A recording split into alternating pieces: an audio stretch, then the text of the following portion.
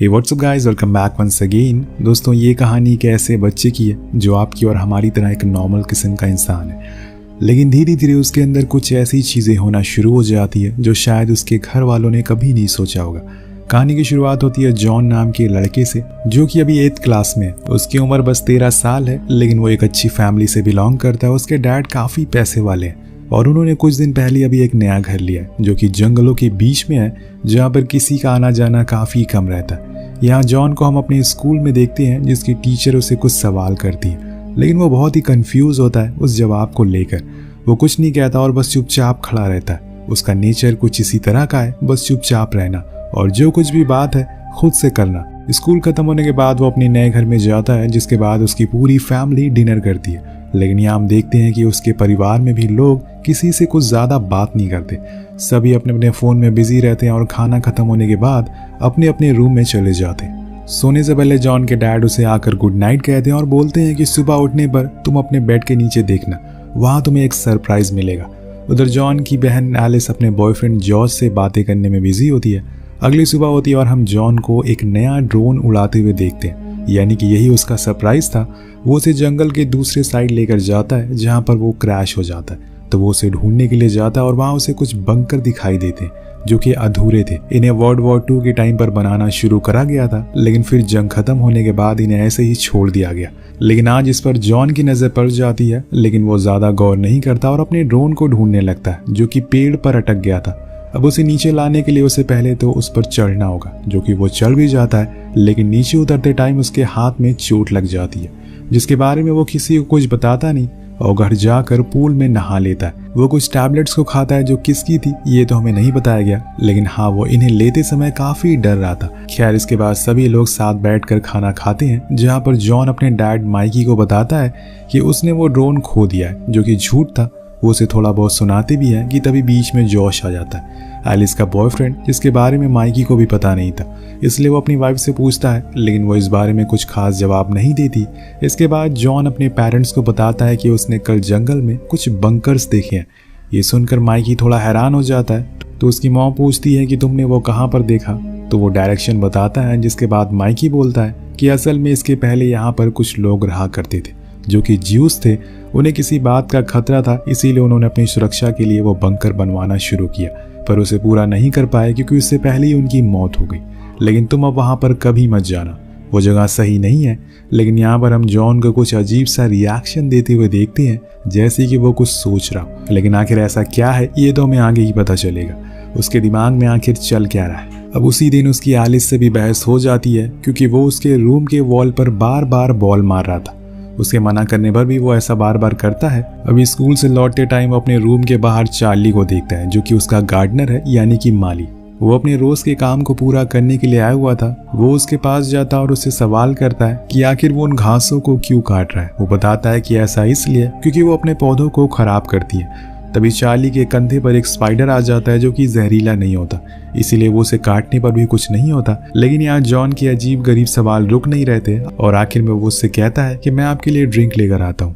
और घर जाने पर वो उसके ड्रिंक में कुछ मिला देता है, जिसे पीते ही चार्ली बेहोश हो जाता है। कुछ देर बाद जॉन उसके पास जाता है और उसे अच्छे से हिला डुला कर देखता है कि कहीं वो जिंदा तो नहीं है, लेकिन वो सच में बेहोश हो गया था। लेकिन यहाँ से जाने से पहले जॉन उसके पॉकेट में कुछ रख देता है, जो क्या था ये तो हमें नहीं पता, लेकिन इस चीज़ के बारे में अभी उसके घर वालों को पता नहीं है और ना ही वो उन्हें कुछ बताता है, जिसे साफ पता चल रहा था कि वो कुछ बहुत बड़ा कांड करने वाला है। अब रात होने पर सभी लोग खाना खाकर सो जाते हैं, लेकिन जॉन आधी रात तक गेम खेलता रहता है, जिसमें उसका दोस्त उसे पूछता है कि क्या तुम्हारी फैमिली ठीक है।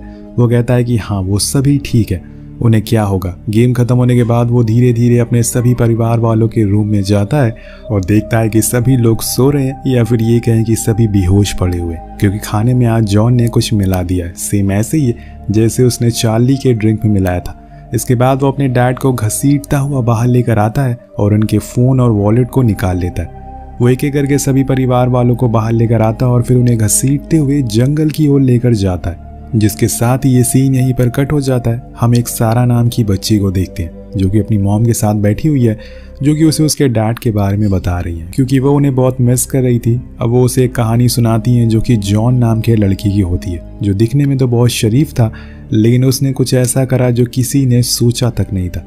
ये कहानी एक बार फिर से वहीं पर आ जाती है जहाँ से शुरू हुई थी, यानी कि उसी जंगल में जहाँ पर सबसे पहले एलिस को देखते हैं जो उठते ही साथ बहुत ही ज़्यादा घबराई हुई है।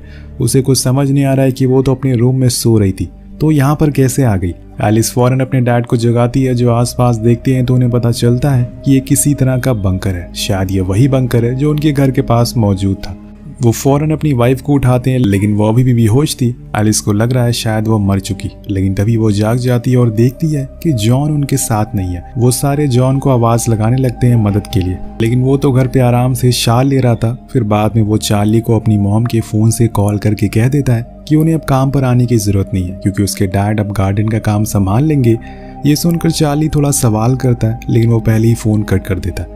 फिर अपने डैड की कार लेकर आराम से टाउन जाता है, जहाँ से कुछ खाने का सामान लेकर आता है। उन्हीं के एटीएम से कुछ पैसे भी निकाल लेता है और वापस घर आ जाता है। वो आज बिल्कुल आज़ाद महसूस कर रहा था। उसे रोकने टोकने वाला कोई नहीं था। उसने ऐसा क्यों किया ये तो किसी को पता नहीं है। हालांकि उसके परिवार वालों को अभी भी भनक नहीं है कि ये काम उन्हीं के बेटे का है। उन्हें अभी भी जॉन की फिक्र हो रही है। सभी को लग रहा है कि शायद किसी चोर ने उनके साथ ये किया है। जॉन घर पे आराम से खाना खाना शुरू कर देता है, लेकिन तभी गेट पर कोई आता है और ये असल में पॉला होती है, उसकी मॉम की दोस्त। उसके मॉम के बारे में वो पूछती है, लेकिन जॉन झूठ कह देता है कि वो लोग उसके दादाजी के घर गए क्योंकि उनकी तबीयत ठीक नहीं है। अब उन्हें भी उसकी बातों पर यकीन हो जाता है, इसीलिए वो बाय बोलकर वहां से चली जाती है। जॉन फिर से इस बड़े से घर में अकेला हो जाता है। शायद वो यही चाहता था। उसे अपने परिवार के लोग पसंद नहीं थे और उसे आज़ादी और शांति चाहिए थी। वहीं उसका परिवार परेशान था, बट उन्हें समझ नहीं आ रहा कि असल में ये सब हो क्या रहा है। कुछ ही देर बाद उस बंकर पर जॉन जाता है पानी और खाना लेकर। वो नीचे गिरा देता है। उसके डैड कहते हैं कि ये तुम क्या कर रहे हो, क्या तुम ये सब कोई करवा रहा है?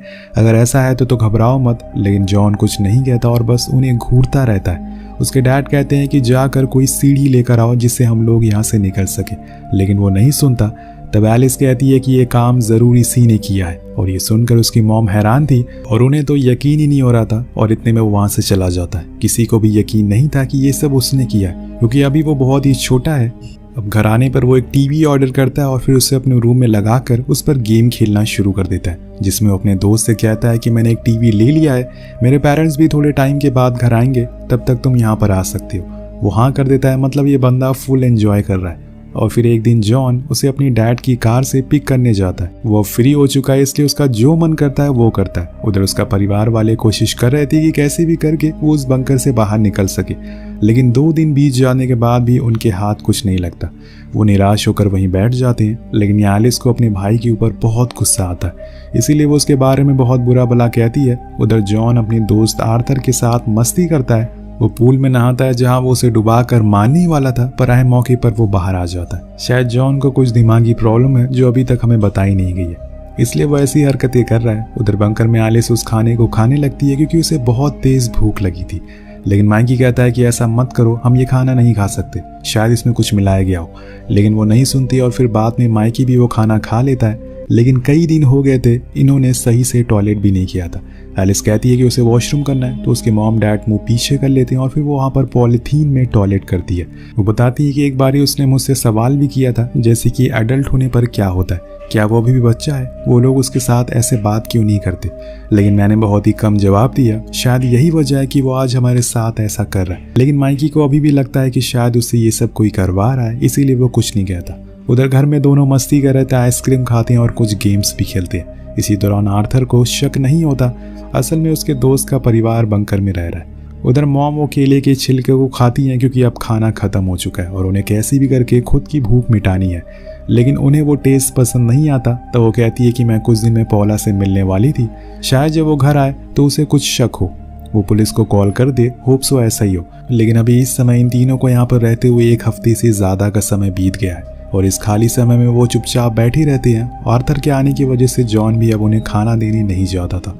अब कुछ दिन बीत जाने के बाद आर्थर कहता है कि अब उसे घर जाना है क्योंकि उसकी छुट्टियां खत्म हो चुकी है। जॉन उसे स्टेशन छोड़ने जाता है। बीच रास्ते में वो उसे कुछ पैसे भी निकाल कर देता है, जिसे देखकर आर्थर को थोड़ा अजीब लगता है और वो उससे पूछता है कि तुम्हारे पास ये पैसे कहाँ से आए। वो कहता है कि ये मेरे हैं, अगर तुम्हें कुछ और पैसे चाहिए तो मुझसे ले सकते हो।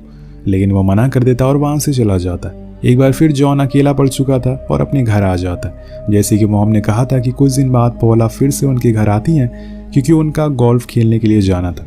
पॉलो को लगता है कि शायद अब तक वो आ गई होगी, लेकिन ऐसा होता नहीं है। अभी भी वो जॉन को घर में अकेला देख और जॉन से पूछती है कि आखिर साफ सफाई कौन करता है। तो वो कहता है कि मेड यहाँ पर आती है। अब ये सुनकर पॉला जाने लगती है, लेकिन जॉन उसे रोक लेता है और कहता है कि आज आप यहीं रुक सकती है। और ये बोलकर वो उसके करीब आने लगता है, जिससे पॉला घबरा जाती है और समझ जाती है कि जरूर कुछ न कुछ गड़बड़ है।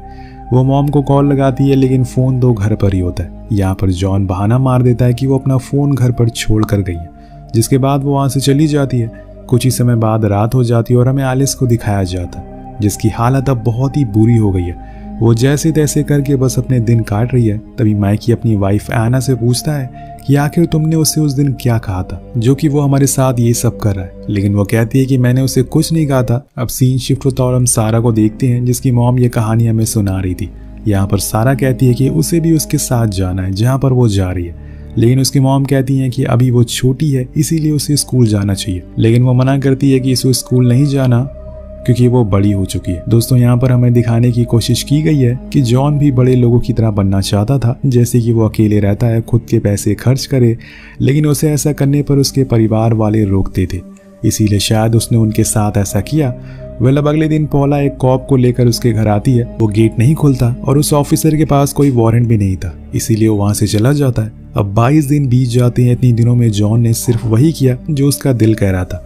वहाँ बंकर में अब सभी बहुत कमजोर हो गए थे। माइकी कहता है कि उसे बहुत तेज भूख लगी है। वो एलिस भी यहाँ पर रहते रहते तंग आ गई थी। ऊपर कोने पे बैठा जॉन ये सब सुन रहा होता है। इसके बाद वो पूल में जाकर नहाने लगता है कि तभी वहां पर चार्ली आता है। उसे लगता है कि शायद वो पूल में मर गया क्योंकि वो उसी तरह से लेटा हुआ था, लेकिन वो तो जिंदा था। चार्ली कहता है कि मैं ये पास वाले घर में काम कर रहा था। तो जॉन बोलता है कि ठीक है, रुको मैं कुछ पीने के लिए लाता हूँ, लेकिन वो चला जाता है। जिसके बाद जॉन जाकर कुछ खाने के लिए बनाता है। उधर बंकर में तीनों पागलों वाली हरकतें करना शुरू कर देते हैं। इतने में वहाँ जॉन आ जाता है खाना लेकर और उन्हें दे देता है। वो कई दिनों से भूखे थे, इसीलिए पागलों की तरह उसे खाने लगते। जॉन भी उसके पास बैठकर खाना खाता है। फिर एलिस एक सुबह उससे कहती है कि तुमने हमें खाना दिया है, मैं तुम्हें कुछ नहीं कहूंगी, मैं कोई भी कुछ नहीं कहेगा, बस हमें यहाँ से जाने दो। लेकिन वो वहां से चला जाता और फिर देर रात एक सीढ़ी लाकर वहां लगा देता है। और जब अगले दिन वो लोग सोकर उठते हैं तो उस सीढ़ी को देखकर बेहद खुश होते हैं और बाहर आ जाते हैं, जहाँ उन्हें पूल में उसी दिन की तरह जॉन लेटा हुआ मिलता है। उन्हें भी वही लगता है जो चार्ली को लगा था, लेकिन यहाँ जॉन जिंदा था। जिसके बाद वो लोग उस बंकर को बंद करवा देते हैं और फिर साथ में बैठकर डिनर करते हैं। यहाँ कोई भी जॉन को कुछ नहीं कहता, जो कि बहुत ही अजीब होता है, क्योंकि कोई और माँ बाप होते तो जरूर एक बार उसे डांटते। वहीं हम प्रेजेंट में देखते हैं सारा भी ऐसी ही किसी होल के पास जा रही थी, क्योंकि उसके मॉम डैड भी जॉन के मॉम डैड की तरह थे, कुछ ऐसे ही बिहेव कर रहे थे और इसीलिए शायद वो ऐसा कदम उठाने वाली है, जो कि हमें आने वाले पार्ट्स में देखने को मिलेगा। इसी के साथ ये कहानी यहीं खत्म हो जाती है। कहानी से यही सीख मिलती है कि अपने बच्चों के साथ बात करिए, क्या पता वो कैसी सिचुएशन से गुजर रहे हो, अपने फोन से हटकर थोड़ा सा उनसे बात करिए। मिलते हैं अगली वीडियो में। Peace out.